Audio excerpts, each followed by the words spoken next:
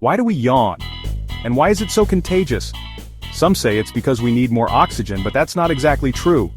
Yawning is your brain's natural way to cool down, like a fan. When your brain heats up from stress or tiredness, a yawn helps chill it out. And the contagious part? That's linked to empathy. When someone yawns, your brain mirrors it. That's connection. Still watching? Bet you just yawned. If you did, drop a sleepy face in the comments. Follow for more weird science you can't ignore.